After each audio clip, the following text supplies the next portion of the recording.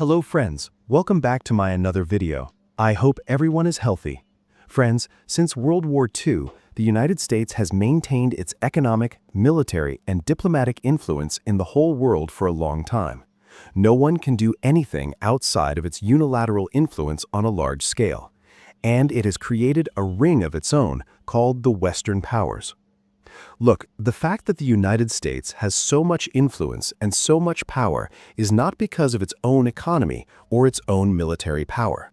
The main reason for this is the strong support of Europe. Whatever the United States has done, whatever decisions it has made, Europe has taken it head on.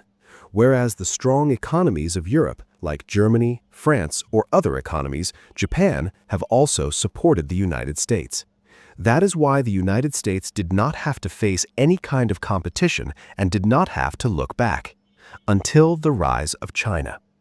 There is no such thing as permanent enemies or permanent friends in any international diplomacy. What exists internationally in relationships is interest. Because of interest, an enemy country becomes a friend, and a friend country becomes an enemy, which Donald Trump is proving step by step. Instead of increasing its own military power, Europe gave its hard-earned money to the United States. The United States has increased its military power and has given guarantees that it will provide you with security. The United States is the one that wants to attack Europe today and is on the verge of occupying Greenland. At such an important time, Germany has called an emergency meeting in its parliament, and in that meeting it has been decided to urgently remove the gold that Germany has in the United States from the United States. Focusing on this very important issue, you can surely see on the screen that the major news media of the Western world, starting from The Telegraph, have confirmed this news that Germany urgently wants to bring back the gold that they have in the United States, equivalent to 122 billion euros to Germany. But they think that it is their gold that is heavily in the Reichstag. An international report says that Germany currently has the second largest gold reserve in the world, which is more than 3,600 tons, which is worth an estimated more than 450 billion euros. Most of this gold is kept by Germany in its own country, but Germany currently has 37% of this total gold, about 1,236 tons of gold, in the vaults of the Federal Reserve Bank of New York, which is located in the United States. New Germany kept a huge amount of gold in this vault of the United States after World War II. It was mainly kept because of security benefits and the Winter or the Cold War.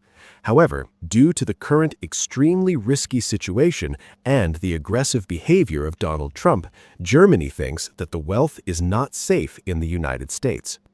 Look, Italy, the Netherlands, Japan, and some other countries also have gold reserves. They are also thinking the same. Although Bangladesh's gold is not stored in the United States in New York, however, Bangladesh has reserve currency. So now is the time to think about these issues.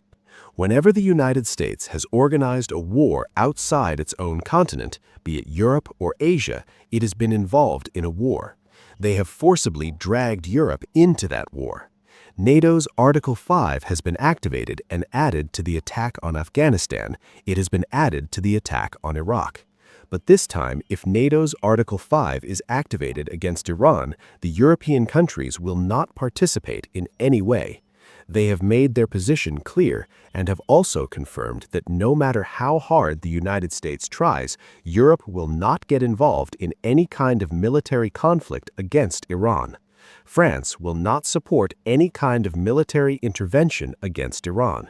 They have confirmed that any U.S. attack on Iran is unacceptable in any way, and that there is no logic to such an attack, and that it will only increase the conflict situation and no solution will come. France is in favor of resolving the issue through dialogue, let alone sending any kind of military personnel.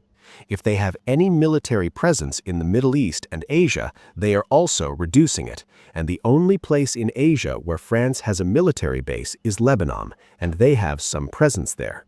However, they have confirmed that they will unite under the Lebanese government and will not take any action against Hezbollah. This means that France will be completely away from such a conflicting situation. In addition, several other countries, including France, have opposed the new sanctions imposed by the United States on Iran and forced the European Union to impose new sanctions on Iran. Many European Union countries are not agreeing to implement any sanctions on Iran in accordance with the orders of the United States. Rather, some leaders are saying that they consider Iran as an energy security hub. Iran has a lot of oil and gas. If the situation outside the United States can be normalized, then Europe can also buy a lot of fuel oil from Iran at a very low price. But such a thing is not possible because of Hungary or Russia's security ring, or the relationship with Russia is very soft. All these NATO countries are saying something that has created a conflict within NATO, and many fear that NATO is on the verge of a final collapse, and the United States is now confirming this. The United States itself does not want to be the guarantor of NATO anymore, because in fact, the military production capacity of the United States is no longer in a suitable position to provide security against Russia or China. When U.S. President Donald Trump first came to power, as soon as he took power, he said in his speech that Russia or other countries in the world are no longer a threat to the overall security situation of the United States.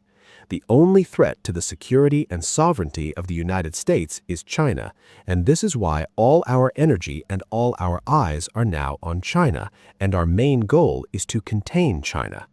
Look, what Donald Trump said is the reality.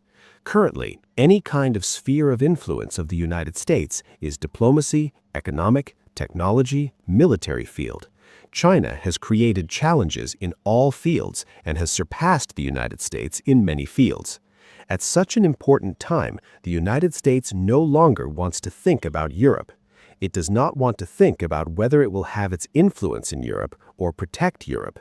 Now they want to think about how they will deal with the continent of North America or South America, that is, the Western Hemisphere, or how they will prevent China's footprint or entry there. Focusing on this very important issue, you can surely see on the screen that the U.S. Joint Chiefs Chair is urgently organizing a meeting with the leaders of the Western Hemisphere, the heads of state of various countries, where they will give threads to all those countries, or they will create a force like NATO there, so that China cannot enter. Currently, starting from Chile to Brazil or other countries, China has exerted great influence on various investments and various types of infrastructure development activities, especially in China's famous Belt and Road Institute project. The U.S. cannot stop that even if it wants to. Now, however, they want to stop it through threats or military action. They do not want China to have a strong position around the territory of the United States. Now it remains to be seen how far the U.S. can implement its ambitious project and its policy of containing China and achieve success. So friends, goodbye for today. See you again with a new video. Until then, everyone stays well and healthy. Thank you.